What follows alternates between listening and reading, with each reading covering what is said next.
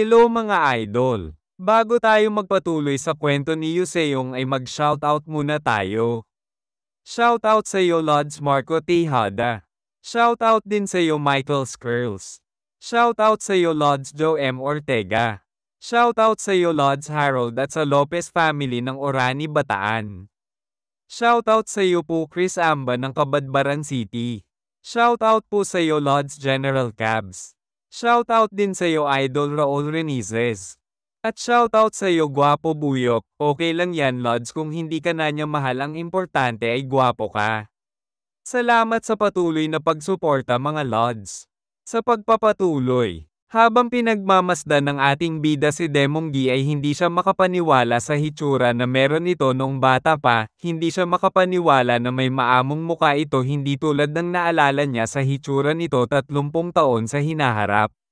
Si Demong Gi ay pinanganak sa Daejeon, Sakhien, kung titignan ay hindi pa ito banta sa lahat, ngunit kalaunan ay kinuha niya ang buong kontrol sa Merem Alliance Army bilang kanilang commander ng militar, at ang lahat ng iyon ay nagawa niya dahil sa sekretong Manual of the Dual Mind Technique na mahahanap nito dito sa Athenaeum. Ngunit ang kanyang pagbangon sa kapangyarihan kalaunan ay nagpapatunay na isang nakamamatay na pagkakamali para sa Alliance, lalo na nung naging isa ito sa mga 5 monkey na traidor na naglingkod sa demonic cult. Bagaman hindi pa ito ganap na naipaliwanag, ang Dual Mind Technique ay isang martial arts skill na nagbibigay daan sa isang mandirigma na kontrolin ang dalawang magkaibang enerhiya gaya ng ipinahihiwatig ng pangalan nito. Ang pamamaraan ay nagpapahintulot sa gumagamit na magsagawa ng dalawang magkaibang mga pagmumuni-muni sa loob ng kanilang isip. Nangangahulugan ito na ang gumagamit nito ay maaaring gumamit ng dalawang ganap na magkakaibang uri ng Gi, tulad ng ice at fire, nang sabay-sabay gamit ang kanilang mga kamay o paa. Karamihan sa mga mandirigma ay inialay ang kanilang buong buhay sa pagmaster ng isang property, tulad ni Master Hanjin na nakafocus sa fire property at si Tae Gongchon naman ay sa ice property. Kaya, ang pinagsamang puwersa ng dalawang natatanging Gi ay tiyak na napakalakas. Gayunpaman, si Demong Gi ay kadalasang ginagamit ang pamamaraang ito upang magbasa ng mga libro sa nakaraang buhay ni Yuseong. Nagkaroon pa nga ng sikat na kwento tungkol sa pagbabasa niya ng 5 magkaibang libro ng sabay-sabay gamit ang Dual Mind Technique, at sa kanyang mahusay na kaalaman ay may sabi-sabi na kaya na din ni Demong Gi ang basahin ang mga signs ng kalangitan, at nakagawa ng hindi maisip na mga estratehiya sa digmaan. Itinuring pa nga siya ng ilang tao bilang reincarnation ng yumaong Merem High Lord na si Jegal Chong. May posibilidad din na totoo ang tsismis na binabasa niya ang bawat libro sa Million Book Athenaeum. Kailangan ng ating bida na mapigilan si Demong Gi na mahanap ang Dual Mind Technique sa pagkakataon na ito. Biglang may nagsalita ng malakas na rinig sa buong gusali, ayon sa nagsalita na kung dumating na ba ang lahat ng bagong disipulo ng 8th Division. Nagulat naman ang ating bida sa narinig niya. Makikita natin na may isang tao na nakalutang sa taas ng gusali, hanggang sa mabilis itong bumababa, papunta sa harap ng mga disipulo na nagtitipon-tipon, at sa sobrang bilis ng pagbaba ng tao na ito ay naglabas ito ng malakas na hangin sa buong paligid na kinangiwi ng mukha ni Yuseong. Nakangiti ang mandirigma habang binabati silang lahat. Habang nasa gitna ng mga disipulo ay sinabi nito na magpapakilala muna siya. Ayon dito na siya ang head ng Athenaeum 10th floor, at siya rin ang chief instructor ng 8th Division, at ang pangalan niya ay si Yokdea. Sinabi ni Yokdea na alam niya na mataas ang expectation ng mga ito at excited na ang mga disipulo sa mga bagong mapag-aaralan nila, subalit ang tunay na master nila sa 8th Division ay ang mga libro na nandito sa Million Book Athenaeum. Wala nang mas importante pa kaysa sa pagbabasa ng mga libro dito. Pahabol pa nito na ang unang taon ng pag-aaral sa dibisyong ito ay hindi kasama ang anumang mga lektura. Ang kailangan lang nilang gawin ay ang magbasa, sumulat patungkol sa binasa nila, at pakinggan ang mga libro sa paligid nila. Sa isip-isip ng ating bida na ang gusto ng instructor nila ay mag-self-study sila, sinabi pa ni Yokdea na ang kailangan lang nila ay manatili sa loob ng Athenaeum na ito sa oras ng kanilang klase. Gayunpaman ay kailangan nilang tandaan na, ang lahat ng makikita niya na nakikipagdaldalan sa ibang disipulo, pati na rin ang mga nakikipag-away tulad ng dalawang estudyante na ito, ay mapaparusahan at mapapatalsik sa loob ng gusali. Sinabi pa ni Yokdea na ang mga aksyon na pinapayagan lang gawin dito ay ang magbasa ng mga libro. Lumalakad palapit si Yokdea papunta kay Demonggi, tinawag ni Yokdea ito, at tinanong kung ano ang pangalan nito. Nagbigay galang naman si Demonggi, at sinabi niya na ang pangalan niya ay si Demonggi. Seryosong sinabi ni Yokdea na ang binabasang libro ni Demonggi ay ang Miriam and Society from 36th Gallery of Gangho. Tinanong niya kung ano ang nabasa nito at natutunan sa libro na hawak niya. Pinagpapawisan naman si Demonggi sa biglaan na tanong sa kanya, hanggang sa sinabi niya na ang binasa niya ay ang patungkol sa, ang isang mandirigma ng Miriam ay may malaking responsibilidad na gamitin ang kanilang kapangyarihan para sa kapakanan ng mga tao. Ayon naman kay Yokdea na ipaliwanag niya ang ibig sabihin nito. Sinabi ni Demonggi na nangangahulugan na ang isang mandirigma ng Miriam ay dapat ding tumugon sa mga karaniwang isyong panlipunan, tulad ng pambubuli. Ayon naman kay Instructor Yokdea na tama ang sinabi ni Demonggi. Upang ilagay ito sa mas simpleng mga termino, nangangahulugan ito na ang mga mandirigma ng Miriam ay dapat magsikap na mabuhay kasama ng lahat, sa halip na isipin lamang ang kanilang sarili. Nakangiti na sinabi pa ni Instructor Yokdea na may isang disipulo ang nagsabi ng patungkol sa bagay na ito noong nakaraan interview sa kakayahan, at may sabi-sabi na ang disipulo na iyon ay napabilang sa 8th Division. Nilinggan ni Instructor Yokdea ang ating bida habang nakangiti.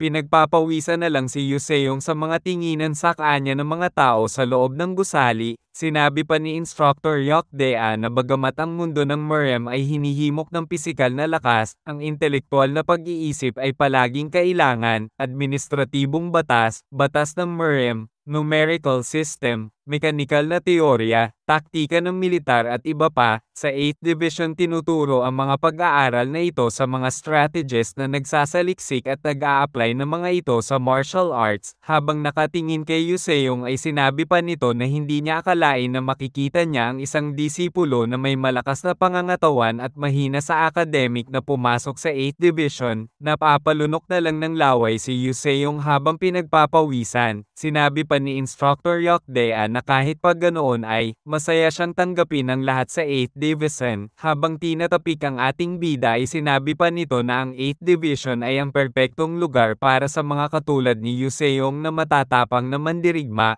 Kaya dapat ay ipagpatuloy lang ng ating bida ang mga ginagawa niya. Sa isip-isip ng ating bida na masyado siyang natakot dahil sa hitsura ng instructor nila na parang poloka. Subalit ngayon ay sa tingin niya na mukhang hindi naman ito magiging problema sa kanya para mahanap ang libro na hinahanap niya.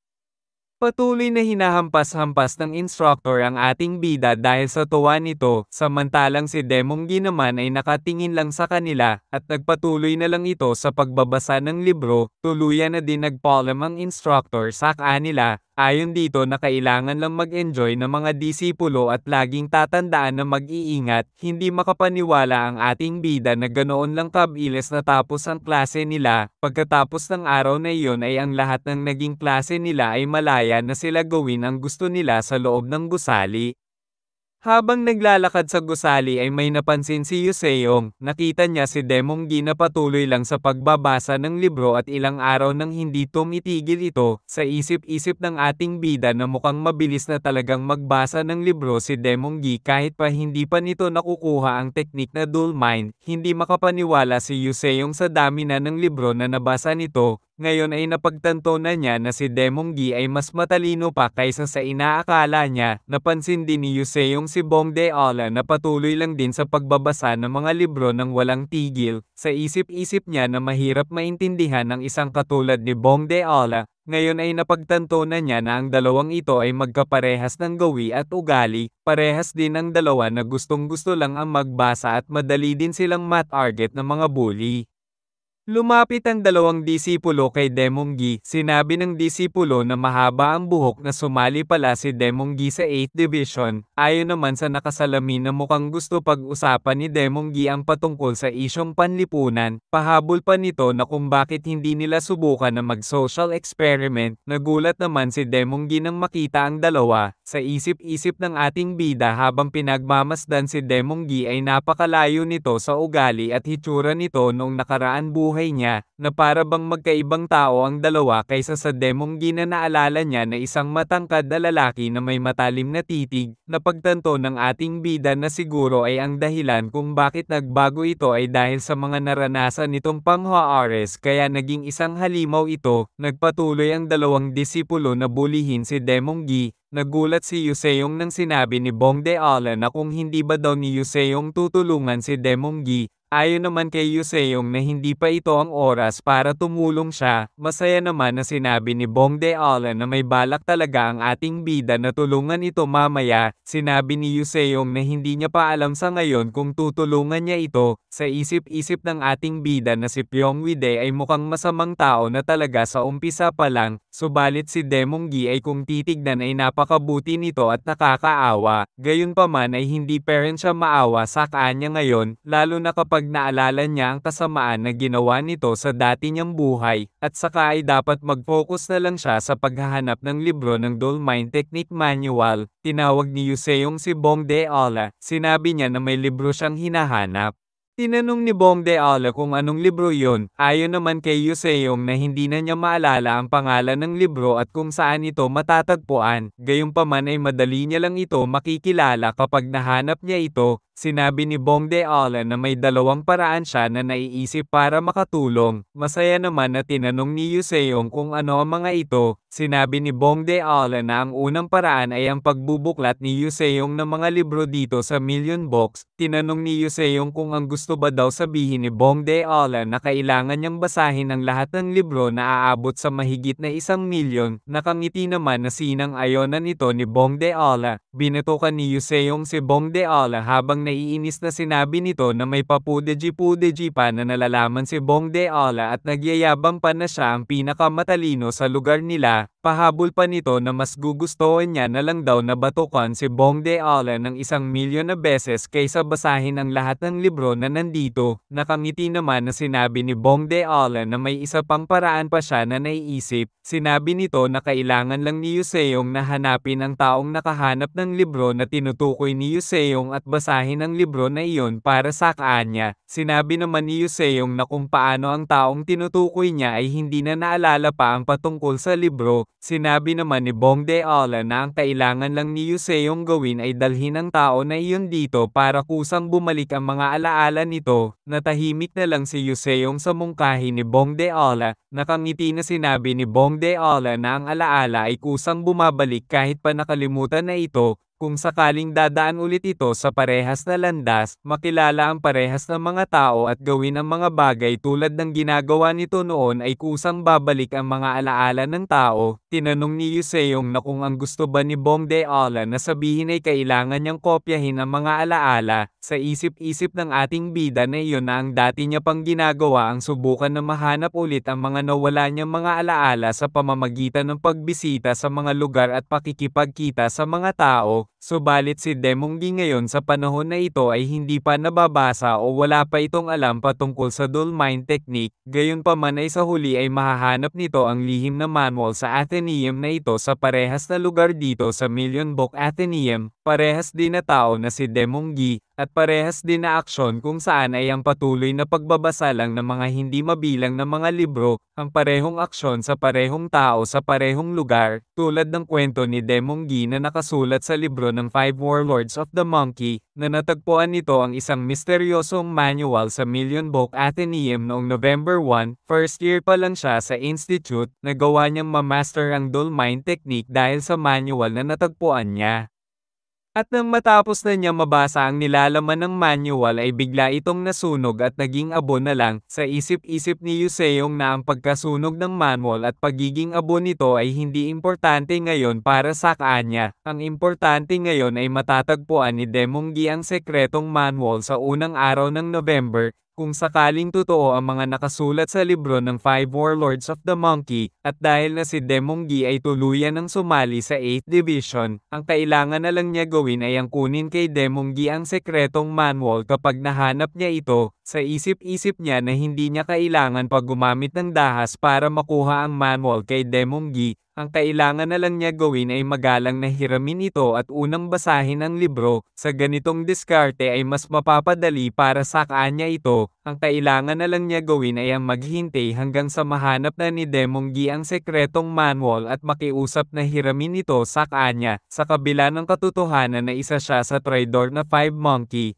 kung titignan ngayon ay si Demonggi ay isang inosenteng bata lamang, kaya sigurado siya na hahayaan siya na pahiramin sa kanya ang libro kapag magalang niya itong hiniram sa kanya. Wala nang ibang paraan kundi ang tulungan ito sa sitwasyon na meron si Demonggi, at alisin sa landas nila ang mga bully na ito. Sumigaw si Yoseong at tinawag ang dalawang bully. Pinipigilan ng ating bida ang dalawang bully sa ginagawa nito kay Demonggi. Sinabi naman ng isang bully na huwag makialam si Yoseong sa kanila, subalit hindi na nito natapos ang sasabihin niya nang sinabi ng kasama nito na si Yoseong ang isa sa mga 4 na pasaway ng Waryong Valley, ang disipulo na napanood nila nung interview at ang taong kinukwento ng instructor nila. Napagtanto ng nakasalamin na mukhang nagkamali siya ng gusto kalabanin. Seryosong lumalakad palapit ang ating bida sa mga ito. May boses na nagsabi na kailangan ng lahat ang tumahimik sa loob ng Athenaeum. Nagmamadali na umalis na ang dalawa. Sinasabi ng mahaba na buhok na pwede silang mapatalsik sa klase. Ayon naman sa isa na kung ano ang ginagawa ng isa sa pasaway dito.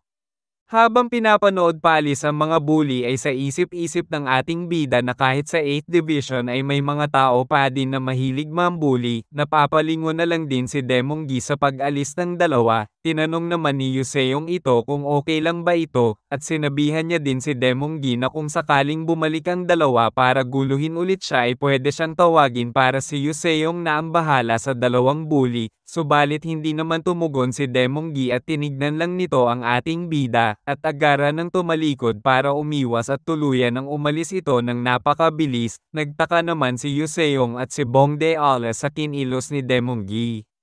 Naiinis si Yoseong sa ginawa ni Demonggi at sa isip-isip nito na hindi man lang nagawang magpasalamat nito sa kanya. Hindi niya tuloy alam kung may nagawa ba siyang mali. Ayon naman kay Bongdeala na ang ginawa ni Demonggi ay ang kanyang defense mechanism sapagkat karamihan sa mga taong naha-harass palagi ay nawawala na ng tiwala sa iba. Wala na lang masabi si Yoseong sa sinabi ni Bongdeala. Tinanong ni Yoseong ito na kung bakit si Bongdeala ay palagi naman nababuli, subalit makikita naman dito na mukhang okay lang ito. Sa isip-isip ng ating bida na kahit siya sa dati niyang buhay ay hindi kaya ang pinapakita ni Bongdeala na parang balewala lang sa kanya ang mga pambubuli na nangyayari rito. Nakangiti naman na sinabi ni Bongdeala na siya ay naiiba. Sa isip-isip naman ni Yoseong na totoo naman na naiiba talaga ito. Nag-aalala din si Yoseong sapagkat hindi niya alam kung paano malalapitan si Demonggi at paano siya makikipag-usap dito bago pa mahanap nito ang Dolmine Technique. Kaya nakapagdesisyon na lang muna siya na mag-umpisa na rin magbasa ng mga libro sapagkat may mga ilang araw pa naman bago dumating ang unang araw ng November. Tinitigan ng ating bida ang mga libro para tignan kung saan siya mag-uumpisa maghanap. Napapapikit na lang ito sa sobrang dami ng mga libro. Hindi niya alam kung paano siya mag-uumpisa hanggang sa mapagtanto niya na hindi man magandang pamamaraan ito, subalit wala na siyang ibang naisip na magandang paraan kundi ang agawin ang libro kay Demonggi kapag nahanap na ito. Sigurado din siya na mahahanap man ito ni Demonggi, subalit matatagalan pa ito para matapos basahin ang buong libro para ma-master niya, at habang nasa pag-aaral ito ng Dolmine Technique ay iyon na din ang oras para nakawin niya ang libro. Sa kabilang banda sa dormitoryo ng mga lalaki, sa gusali ng IM Chamber House of Humanity ay nagtaka ang ating bida na kung may nangyari ba habang wala siya. Nagtataka siya kung saan pumunta si Pyongwide at ang mga alagad nito, at hindi rin siya makapaniwala kung paano biglang lumiit ang chamber na tinutuluyan nila sapagkat biglang 2 kama na lang ang nagkakasya dito. Ayon naman kay Bongdeala na tumakas na at lumipat na ng ibang chamber ang mga kasama nila. Tinanong naman ni Yoseong na kung ano naman ang nangyari sa chamber nila. Ayon naman kay Bong De-ala na pinalitan ng instructor nila ang chamber na meron sila sapagkat dalawa na lang naman sila dito, hindi na lang makapaniwala si Yoseong sa mga nangyayari, sa isip-isip niya pa na napaka-imposible na palitan ng isang chamber sa kakaumpisa pa lang ng klase, subalit napagtanto niya na mukhang mayaman na talaga ang Henam Sect para magawa ni Pyeongwide na bayadan ang mga nauukulan para magawa ang pagpapalit ng chamber.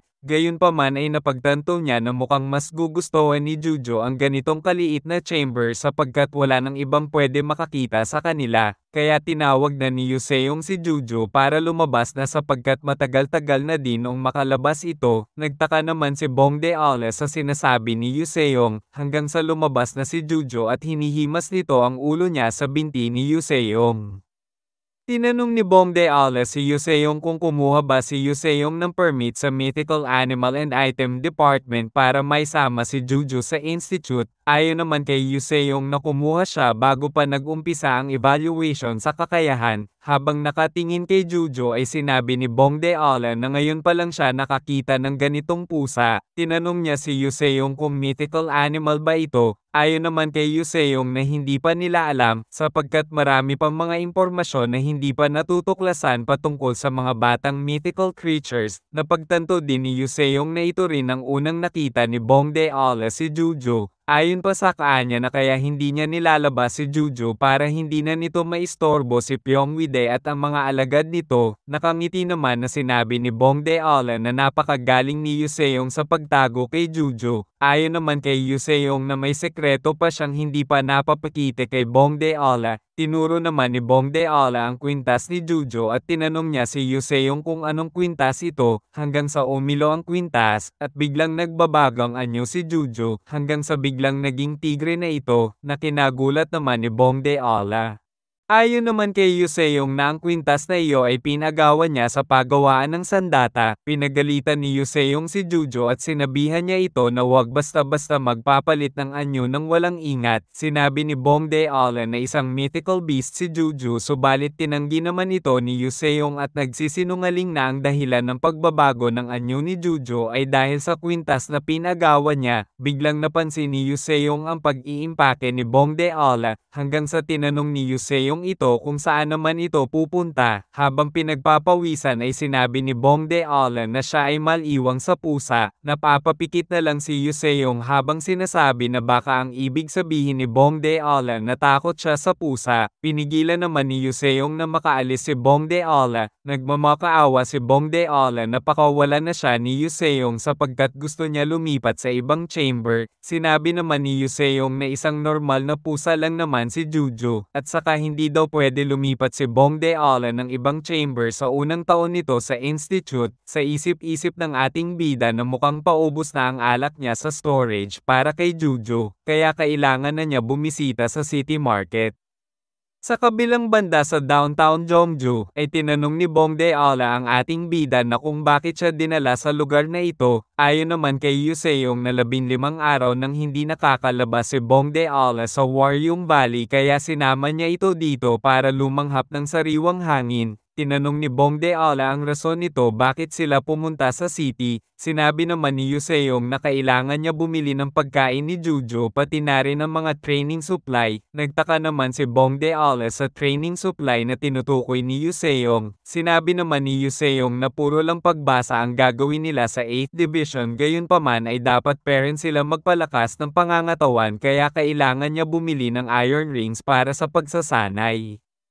Nakarating na ang ating bida sa pagawaan ng sandata ni Sokma. Binati naman ng ating bida si Yeonbak. Hindi naman pinansin ni Yeonbak si Yoseong sa isip-isip nito na para bang pinapakita ni Yoseong na magkaibigan sila. Dinala naman ni Sokma ang ilang piraso ng iron ring. Ayon pa dito na ang mga ito ang pinakamabigat sa iron ring na meron siya. Nagpasalamat naman si Yoseong hanggang sa sinuot na niya ang mga iron ring at habang sinusubukan ito ay sa isip-isip ng ating bida na mabigat ang mga iron ring na meron siya ngayon subalit alam niya na masasanay din siya sa bigat nito. Tinanong naman ni Bong Deola na kung bakit tall-face, ayon naman kay Yuseong na baka ang ibig sabihin ni Bong Deola na kung bakit long-face, sinang-ayon na naman ito ni Bong Deola, wala na lang masabi si Yuseong, sinabi naman ni Bong Deola na pwede siyang tanungin ni Yuseong ng kahit ano sapagkat palagi siyang may sagot sa mga ito, napapaisip na lang si Yuseong ng malalim. Masaya na sinabi ni Bong Deola na ang lahat ng tanong ay kaya niya sagutin bukod lang sa problema sa pag-ibig, hindi pera ni Yuseong makuha ang pinapanto ni Bong Deola. Sinabi ni Bong Deola na ang patungkol sa pag-ibig ay nahihirapan siya, sapagkat wala siya sagot sa lahat ng tanong pagdating sa pag-ibig, natatahimik na lang si Yuseong, hanggang sa sinabi nito na tapos na siya magtanong, subalit sinabi naman ni Bong Deola na hindi pa si Yuseong tapos kaya wag na ito mahihiya pa na magtanong sa kanya, naiirita naman na sinabi ni Yuseong na tapos na siya magtanong, subalit sinabi pa din ni Bong Deola na hindi pa tapos si Yuseong, kaya napapapikit na lang si Yuseong sa kakulaitan ni Bong Deola, at sinabi nito na hahanapan ni Yuseong ng babae si Bong Deola para may makadate ito. Kaya kung tapos na ba daw sila ngayon, habang namumula ang pisngi ay sinabi ni Bong Deola na tapos na sila, napagtanto ni Yuseong na ang rason pala kaya tinutulungan siya ni Bong Deola ay ang mabigyan niya ito ng babae na makakadate, subalit ang babae lang naman na kilala niya ngayon ay si Soso pa lang, sa isip-isip pa ni Yuseong na kung sakali si Soso ang ipa-date niya kay Bong Deola ay sigurado na mabubugbog ito ng mga bantay ni Soso at kung mangyari man iyon ay hindi na niya problema ito, kaya nakapagdesisyon na si Yuseong na sasabihin na sana niya na si Soso ang papadate niya dito subalit, sinabi ni Bong Deola na mali ang pag-iisip ni Yuseong sa simula pa lang, nagulat naman si Yuseong sa sinabi ni Bong Deola. Sinabi ni Bong Deola na hindi maintindihan ni Yuseong ang pagbubuhat ng mabibigat ng bagay, hindi na lang maintindihan ni Yuseong ang pinagsasabi ni Bong Deola, sinabi pa nito na ang iron ay magaan, ang gold naman ay maganda sa kalusugan, blankong blonde ka na talaga si Yuseong sa mga pinagsasabi ni Bong Deola, biglang sinabi ni Yuseong na ang tinutukoy ba ni Bong Deola na ang gold ay mas mabigat sa iron, subalit napagtanto niya na masyadong mahal ang gold, sinabi naman ni Bong Deola na marami naman pera si Yuseong, sa isip-isip ni Yuseong na kung paano naman nalaman ito ni Bong Deola, nakakatakot din ang mga tinginan nito, sinabi pa ni Bong Deola na ang pagkakaroon ng maraming pera ay magagawa nito na bumili pa ng mas mabibigat na bagay kaysa sa gold. Tinanong naman ni Yuseong kung gaano naman kabigat iyon sa gold, sinabi naman ni Bong Deola na ang bigat na ito ay kaya ng patayin si Yuseong, hindi na lang makapaniwala si Yuseong, pahabol pa ni Bong Deola na ang binitawan na salita ng lalaki ay isang baston, nadidismaya na tinanong ni Yuseong ito kung ano na naman ba ang pinagsasabi ni Bong Deola, sinabi ni Bong Deola na ang ibig sabihin ay nangako si Yuseong sa kanya na importante siya kay Yuseong tulad ng batuta nito, hindi makapaniwala si Yuseong na tuluyan niyang binaluktot ang kahulugan ng salita ng isang lalaki ay ang kanyang baklod, napagtanto niya din na kasalanan niya ang lahat, naging isa siyang masamang ehemplo sa bata, sinabi ni Yuseong na nangangako siya na may ipapakilala siya na babae kay Bong Deola, sa isip-isip niya na kailangan niya maghanap ng ibang babae kaysa si Soso. Tinanong na din ni Yuseong kung ano ang bagay na mas mabigat pa na kayang patayin siya, binulong ni Bong Deola na ang tinutukoy niya ay ang Eternium, nadidismaya na lang si Yeonbak sapagkat malinaw nilang naririnig ang mga pinag-uusapan ng dalawa, napahinto naman si Yuseong sa sinabi ni Bong Deola, sa isip-isip niya na mukhang tunay nga na prodigy si Bong Deola, napagtanto niya din na malaki talaga ang natutulong ng pagbabasa ng libro sapagkat 14 years old pa lang si Bong Deola subalit alam na nito kung gaano kabigat ang isang Eternium, inakbayan ni Yuseong si Bong Deola na pinagtaka naman ito, nakangiti na inabot na ni Yuseong ang bayad sa ginawang iron ring ni Sokma, sinabi pa nito na sa susunod na balik niya ay magdadala siya ng gold at Eternium, kaya sana daw ay gawan siya ulit ng iron ring na gawa sa Eternium, napatanong si Sokma kung paano makakadala si Yuseong ng ganoong kahalagang bato, sinabi naman ni Yuseong na hindi na kailangan pa mag-alala ni Sokma dahil hahanap siya ng paraan, sa isip-isip ni Sokma na napaka-imposible iyon, subalit napangiti na lang ito sapagkat alam niya na mukhang may plano na si Yuseong at malaki ang tiwala niya sa kakayahan ng ating bida. Kaya sinabi nito na gagawa siya ng Iron Ring kahit ano pa ang dalhin sa kanya na material ni Yuseong. Nagpasalamat naman ang ating bida dito. Biglang sinabi ni Sokma na bago sila umalis ay nagtaka naman si Yuseong kung ano yon. Tinawag na ni Sokma si Yeonbak, kaya iniabot na nito ang bagay na hawak niya. Napansin ni Yuseong na ang bagay na inaabot sa kanya ay ang sandata na pinapagawa niya. Kaya sinubukan na niya ito gamitin, at masaya siyang sinabi na mukhang natapos na nila Sokma gawin ang sandata niya. Ayon naman kay Sokma na hindi pa tuluyan natapos ang mga ito, ang mga sandata na hawak niya ay kailangan muna umangkop sa key na meron si Yuseong bago tuluyan makomplito ito. Ang mga talam ay hindi pa nahahasa, mayroon lamang silang mga pangunahing istruktura ng espada at axe, dahil sa likas na katangian ng kanilang mga materyales, kung paano magbabago ang mga sandata na ito ay nasa taong gumagamit na ito. Sinubukan ni Yuseong gamitin ang mga sandata, patuloy niya ito ginagamit para umukma ang ki na meron siya sa mga ito. Naglunsad si Yuseong ng patusok na atake gamit ang espada, at walang kahirap-hirap niya nagagawa ang mga pag-atake. Habang nakatingin sa mga sandata ay natutuwa ang ating bida sapagkat sobrang napakaga ng mga ito, matigas at nababanat din ito, napagtanto niya na maraming effort ang binuhos ng taong gumawa nito. Hindi niya lubos maisip na magkakaroon siya ng sandata na customized. Alam niya na malaki ang matutulong ng paggamit niya ng dalawang espada sa Waryong Valley, kaya nagpasalamat na si Yuseong Kala Sokma. Samantalang makikita natin si Bongdae Alan na napapaiyak na sa bigat ng mga iron ring na pinahawak ni Yuseong dito. Sinabi naman ni Sokma na hindi dapat magpasalamat ni Yuseong sapagkat siya dapat ang magpasalamat dito sa pagligtas sa buhay niya at pati na rin sa pagsuporta nito sa negosyo niya. Binalot na ulit ni Yuseong ang mga sandata niya, samantalang makikita natin na pinagmamasdan ni Bongdae Ala ang mga kamay nito na naghugis ahas na. Sinabi ni Yuseong na kailangan muna nila dumaan sa malapit na bar sapagkat sa tingin niya ay nagugutom na si Juju. Sinabi naman ni Bongdae Ala na ang alam niya na iniwan ni Yuseong ang pusa sa chamber nila. Ayon naman kay Yuseong na palagi niya kasama si Juju lalo na sa ganitong lugar. Binuksan ni Yuseong ang inventory niya gamit ang isip, subalit nagtaka siya kung bakit hindi niya makita si Juju. Nababahala si Yuseong kung nasaan si Juju sapagkat ang alam niya ay nasa storage lang ito sapagkat palagi lang itong mabait kapag nasa storage. Ngayon ay hindi niya alam kung nasaan si Juju.